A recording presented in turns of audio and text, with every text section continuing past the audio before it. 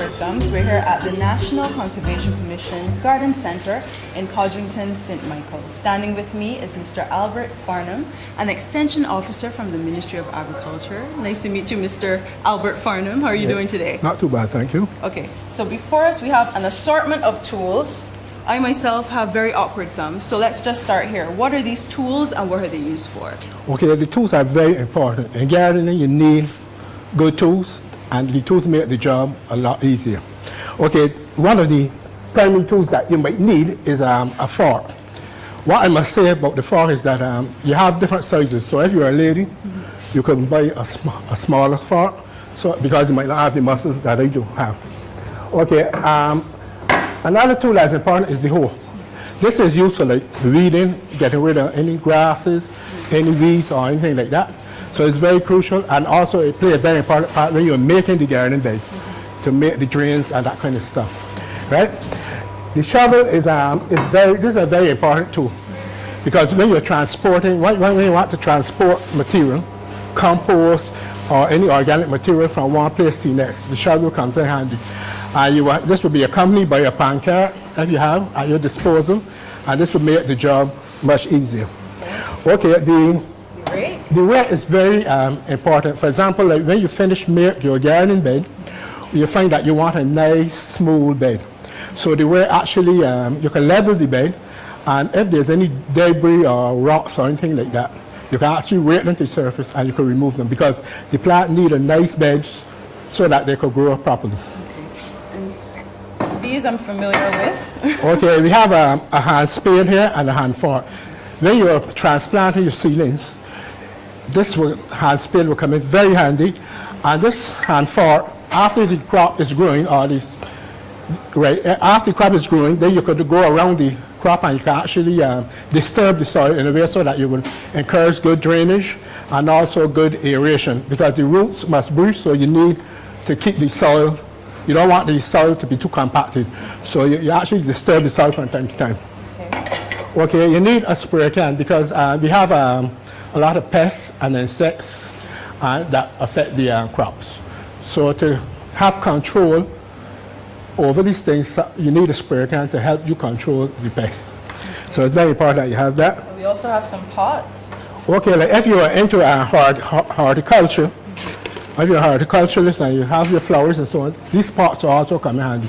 So you either put your potting material, your soil in the pots, and this is where the hand forks and things come in handy because you can actually stir the soil or mix up the soil when you put it in the pots. Okay, we also have this here. Okay, we have a watering can.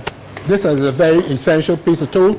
You need to wet the plants at intervals and wet them at regular times so that you won't get any wilting and so on. So it's very important that you have a watering can, and you should use it at least twice a day, morning and evening. So the tools we spoke about previously were really for the garden itself. Now we have some other tools over here that are more for the gardener. So, okay, when you're into gardening, you need protection, right? Because you have to recognize that your hands are exposed to the soil, and you might have rodents. You don't want to get leptospirosis or anything like that. Sometimes your hand might get damaged, and you might get pathogens, or you might get diseases going into the skin. So you should always wear gloves. You could select a glove that is comfortable for you. Some are thicker than some, so you will know which one that you feel better with. So you select the one that is good for you. Okay, we have books. This is very essential. For example, when you're working the soil and when you're forming the beds, it's good to have on this so that when you're using the fork, you actually protect your tools and so on.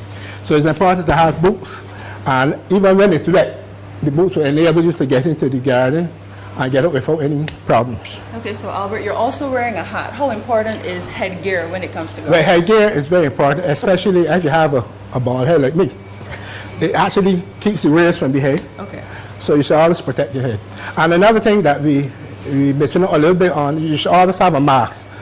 Like if you're dealing with soil and it's dusty, you should always have a mask so that you inhale all these pathogens or diseases and so on. Okay, so considering this is quite a range of tools, if I say, okay, I just have a very small backyard garden, I'm now starting out, what would you say are the essentials if I am a beginner for gardening? Okay, you need the fork for sure.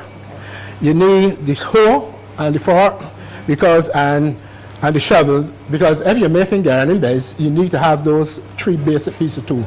The rake will come in handy when you're leveling the bed so that your bed will look very attractive, and also it will make the environment very good for the plant also, so that the plant could develop nicely. But if I have a kitchen garden, something that's elevated and built up, could I, make do with just this and some gloves? Yes. Okay, like some people might not have a lot of land available at their disposal. Mm-hmm. So if you're planting in buckets, or if you're planting in drums and so on, the smaller forks and the spade might come in handy.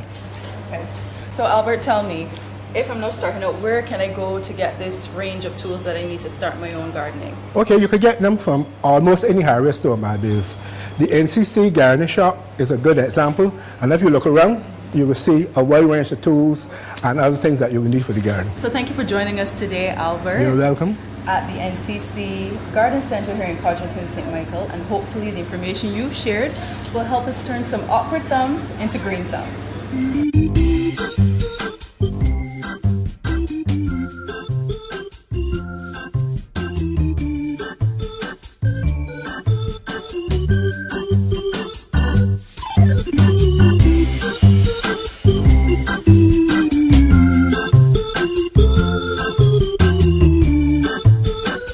Turning awkward thumbs into green thumbs.